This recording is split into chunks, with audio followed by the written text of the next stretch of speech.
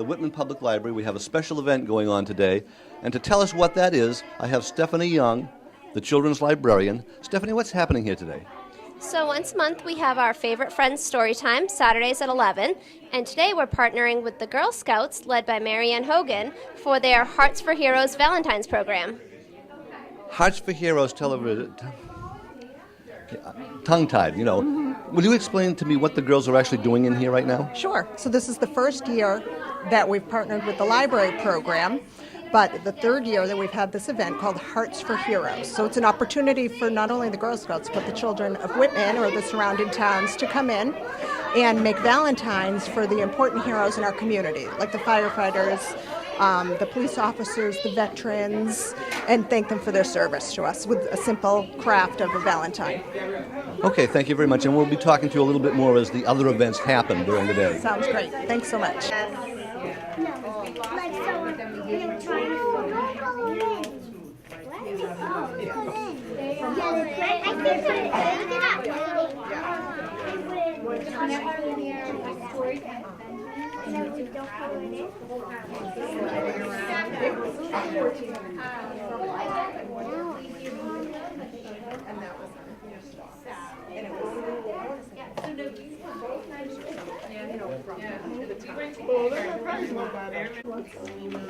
Mr. Evans, I see him still sitting there. Yeah, because I go to those school community and stuff like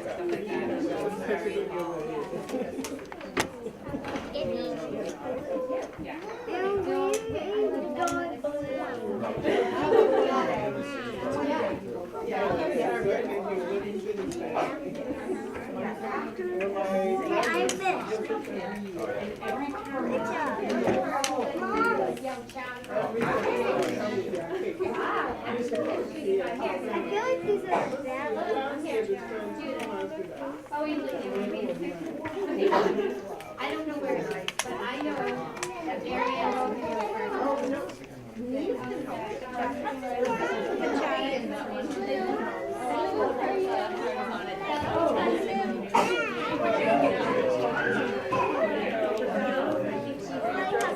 oh, but this one was yours.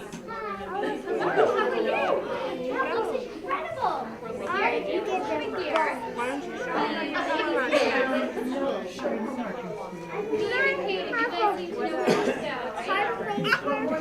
want you to have my Marianne, we're outside right now. What is it that's going on out here? Well, Miss Stephanie arranged for the partners from the police station and the fire station to bring their trucks here right at 11 o'clock to start off the Storytime part of the program so that the children could see the trucks and climb on it as part of their Touch a Truck program. Yeah. So it's great because a really important aspect of the Girl Scouts is celebrating our community hyper-locally. So it's really wonderful to have this partnership with the organizations.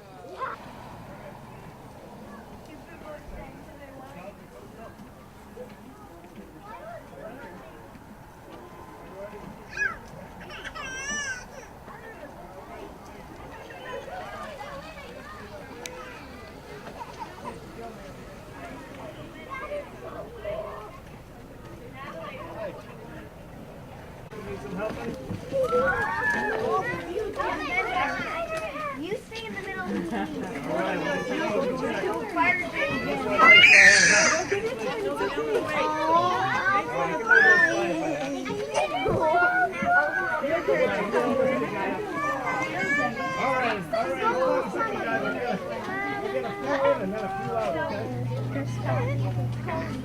Hold on one second. I'm getting a little jammed up.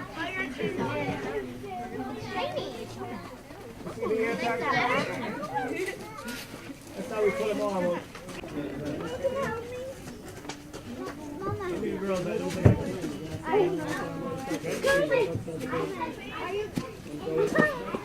Natalie. Is that one of our money?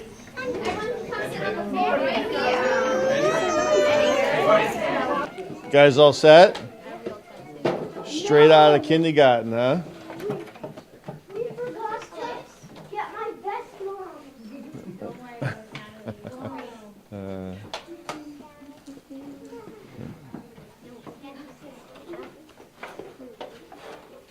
Hi, everybody. Good morning. Hi. You ready for me to read? This is like my favorite book. I was actually given the copy by the library, so I have it at home. Yeah. Hey. Say what? Yeah. So my name's Officer Harrington. I'm the school resource officer, dare officer here in Whitman. So I do a lot of activities with the kids. I talk to the kids. So today I was invited to read to you guys. So this is my favorite book, Officer Buckle and Gloria. So I'm going to read it to you, okay? And then my friend Firefighter Tom's going to read a book to you too, all right? All right, you guys ready? All right. You ready? All right. Officer Buckle knew more safety tips than anyone else in Knappville. Every time he thought of a new one, he thumbtacked it to his bulletin board. Safety tip number 77, never stand on a swivel chair.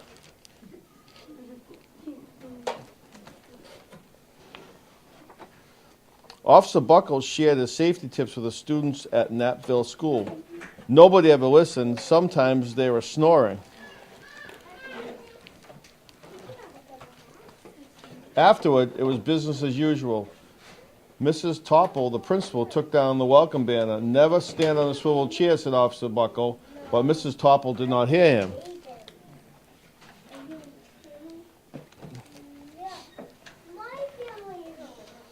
Then one day, Knappville's police department bought a police dog named Gloria. When it was time for Officer Buckle to give safety speech at the school, Gloria went along.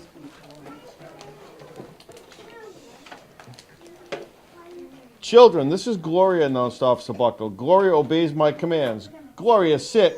And Gloria sat.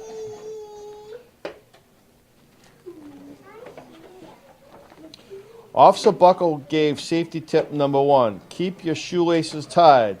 The children sat up and stared. Officer Buckle checked to see if Gloria was sitting at attention, and she was.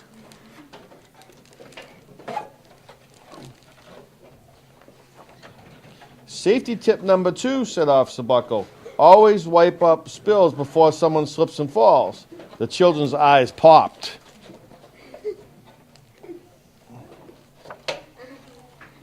Officer Buckle checked on Gloria again. Good dog, he said. Officer Buckle thought a safety tip he had discovered this morning.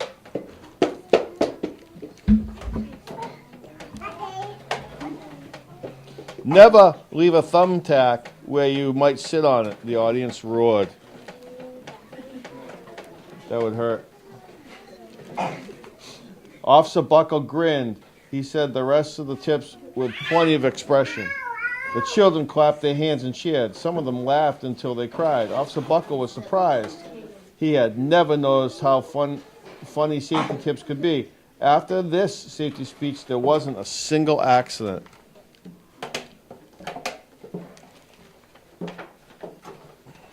The next day, an enormous envelope arrived at the police station. It was stuffed with thank you letters from the students of Knappville School.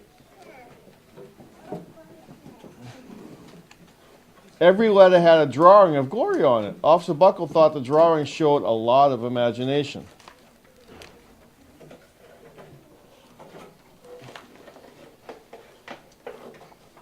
His favorite letter was written on a star-shaped piece of paper. It said, "You and Gloria make a good team. Your friend Claire. I always wear a crash helmet." Safety tip number 7. Officer Buckle was thumbtacking Claire's letter to his bulletin board when the phone started ringing. Grade schools, high schools, daycare centers were calling about the safety speech. Officer Buckle, they said, our students want to hear your safety tips, and please bring along that police dog.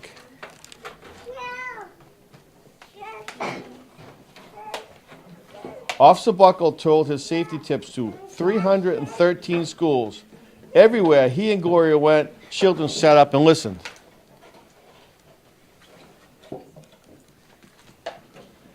After every speech, Officer Buckle took Gloria out for ice cream. Officer Buckle loved having a buddy.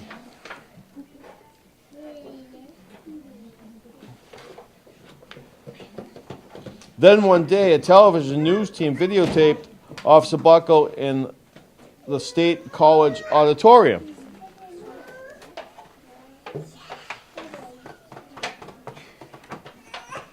When he finished safety tip number 99, don't go swimming during electrical storms, the students jumped to their feet and applauded. Bravo, bravo, they cheered. Officer Buckle bowed again and again.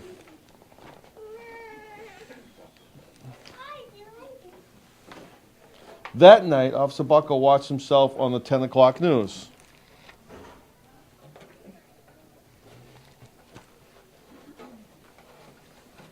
The next day, the principal of Natville School telephoned the police station. Good morning, Officer Buckle. It's time for our safety speech. Officer Buckle frowned. I'm not giving any more speeches. Nobody looks at me anyway. Oh, said Mrs. Topple. Well, how about Gloria? Could she come?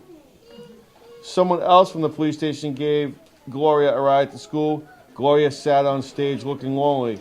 Then she fell asleep, so did the audience. After Gloria left, Natville School had its biggest accident ever.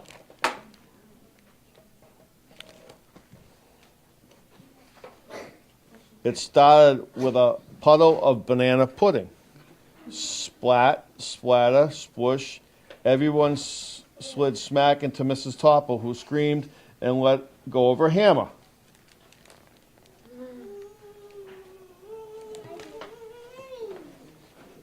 The next morning, a pile of letters arrived at the police station.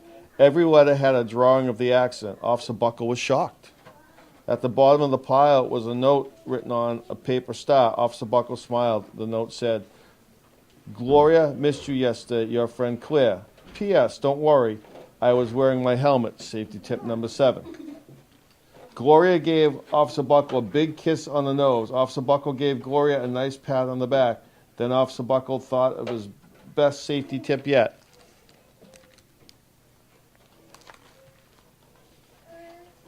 Safety tip 101. Always stick with your buddy. In the end.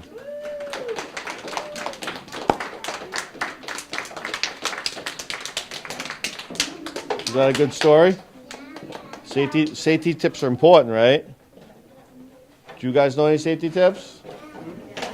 Always stay safe. Always stay safe, yep. You have one? Don't even give them hugs. Okay. How about you? Always wear a helmet. Very good. How about that? What else? Always look both ways. Excellent. How about what do we do when we get into a car? What do we put on? A helmet. A helmet when we get in a car? How about when we get in a car? A buckle, right? A seatbelt, right? Very good. That's important, all right? It's important to stay safe, right? You guys got any questions? Why did he not like the dog, but he did at the end of the book? Why did he not like the dog? Well, because I think what happened was the dog was still in the show, and he thought he was doing everything right, and the dog was still in the show by acting funny and weird behind him. And then when he saw it on TV, he was like, "Well, nobody pays attention to me anyway. They're just paying attention to the dog." But then he realized if they worked together, they could really do the safety tips, and that's why he liked the dog at the end. Anybody else? All right, I think my friend Tom's going to read to you now, okay? Thank you, Officer Harrington.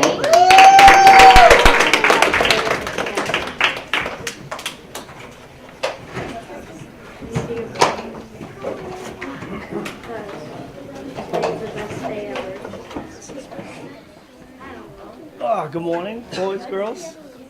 I'm Firefighter Tom. Some of you know me from Conley or the law school. And I'm going to read to you today. I'm going to read Pete the Cat, and it's Firefighter Pete. And he's a cat.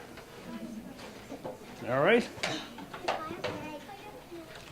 Huh? Yeah, I don't know him personally, but I guess he's a firefighter, huh? Okay, we are going on a class trip today, says Principal Nancy. She leads the class to a bright yellow bus. Everybody go on a bright yellow bus to school? Yes. Everyone climbs on board. There's all the other cats getting on board.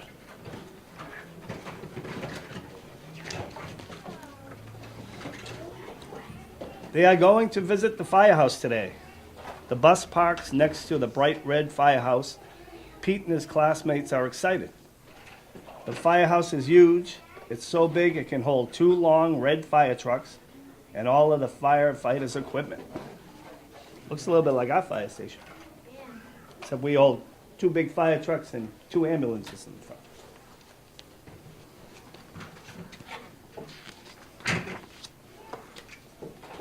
The firefighters show the kids around.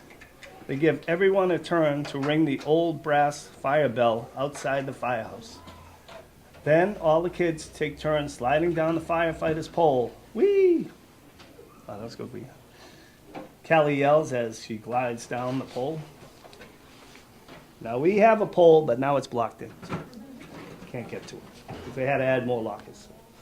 And there's the bell. We used to have a big horn that used to go off. Your parents probably remember that. But they don't do that anymore, too. So it's too bad. But it used to make a lot of noise. The firefighters allow the kids to try on their gear. Firefighters wear a lot of equipment. First, Pete puts on the heavy black overalls. Then he steps into the tall black boots. And now we have our pants with our boots. They're not hooked up together, but we fold them inside. That way we can put them on real quick. All right. A firefighter helps Pete put on the heavy yellow jacket. Finally, they place a hard black helmet on Pete's head. All the gear is very heavy. Pete can barely move. See, Pete? And with the air pack on, it weighs like 55 pounds, so it's a lot of extra weight. The firefighters allow the kids to explore one of the fire trucks. Callie sits in the driver's seat. She presses the horn.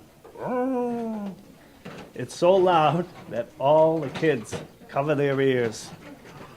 Then Pete turns on the siren and lights. The siren blares. Woo-wee, woo-wee. The lights flash red and yellow. Okay.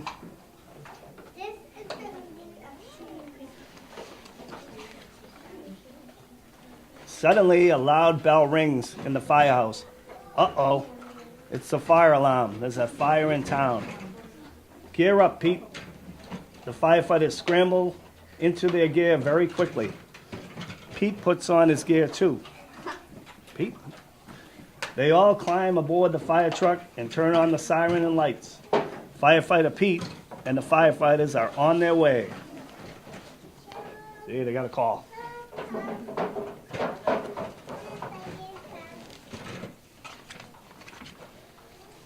There's that woo-wee again. I'm not just saying that. The fire engine races through town and lights flash round and round. The firefighter presses a horn. All the other cars move out of the way. Doesn't always happen, but that's why you got to drive safe even in a fire truck. There's the fire. It's hot and loud. But the firefighters know exactly what to do. They work together as a team to connect the fire truck to the fire hydrant. Then the firefighters also attach a long, heavy hose to the truck. Firefighter Pete gives a signal, and the firefighters turn on the water. Whoosh! And that's true. We have to work as a team. We all have a job. We start like, I might be driving the fire engine, so I got to get the water and stuff, or somebody in the back might have to bring the hose into the fire. So then we have a ladder truck also. They have a job. So we do have to work as a team. The water gushes out very fast. What? Is that coffee? Several firefighters must hold the hose to control it. Pete helps direct the hose as they spray the fire with water. The fire is starting to go out. There is smoke everywhere. Suddenly, Pete hears yelling from the roof. Uh-oh, looks like we got a frog on the roof. Oh no, it's Grumpy Toad.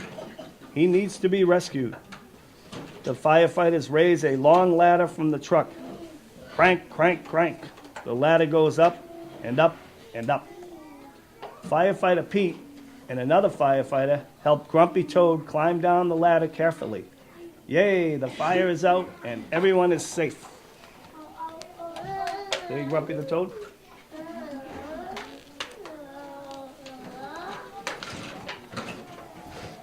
The firefighters drive back to the firehouse. They take off their gear. They pat Pete on the back and say, "Good job, Pete. Firefighter Pete helped save the day." There's Firefighter Pete.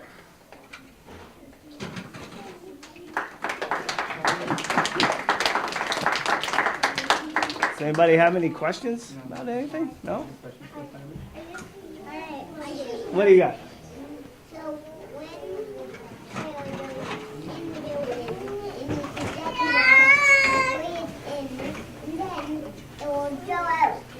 Right. It will go up. Sometimes if it's not a big fire, we'll go into the building. So we put it out from inside. But a fire like that with all that would be outside because there's too much fire in there. And you know how they saved Grumpy Toad from down the ladder truck? They did that in Abington. We went one time. It was a 94-year-old woman. She had to come down that big fire truck. 94 years old. Yeah. It was a little slow. It's on tape somewhere. It was a little slow, but yeah, she wasn't bebop at all. She was very, very strong. All right, who had it? Oh, go ahead, man. Hey, how you doing? That's my sister. Yeah, she's a cutie. Yes. My grandfather in 97. That's good. You have good genes. That's good. Hi, honey. Really?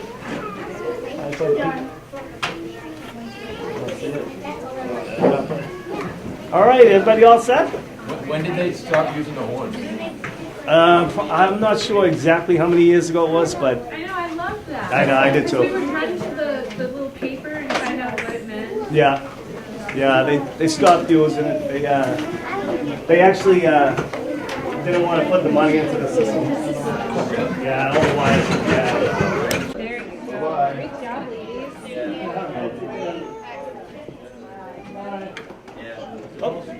And I'm going to get some sourdough from you. Thank you. Do you guys want to stand there for a picture? Come on over here. Go ahead, Scarlett. That's when I make my sandwiches every day. Yeah. So I put it in, I make it in a bread pan. Yeah. Nice. Thank you, girl. So good. You did a great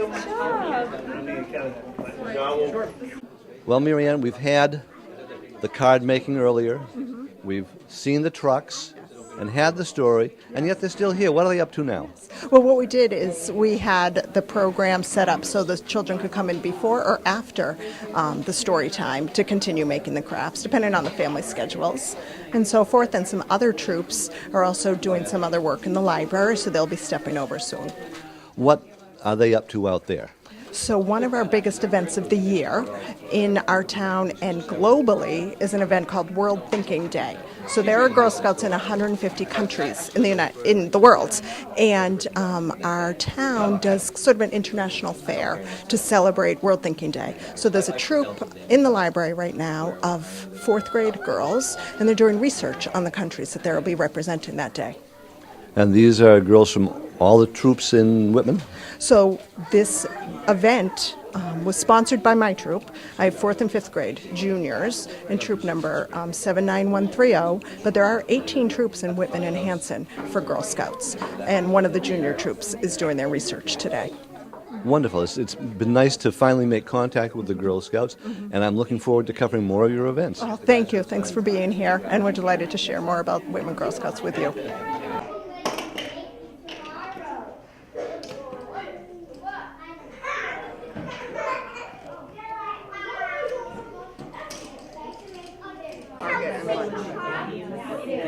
Do you want one like this? passbook thing because the passbook.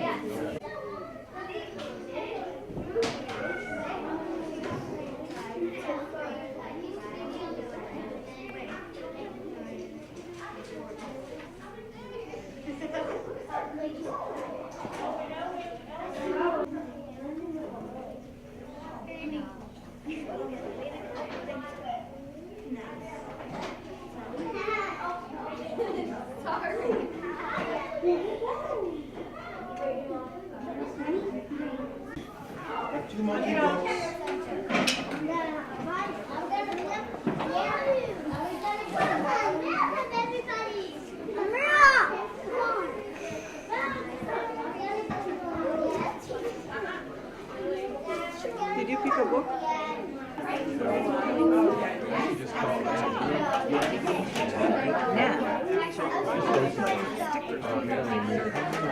What kind of sticker? 5, 6 hours? Oh, maybe I'm wrong. It could be closer to 7. It was a bit of a drive. It was kind of the longest drive I've gone with these guys. That was like 2 years ago. They were like, 8 and 6 at that point. So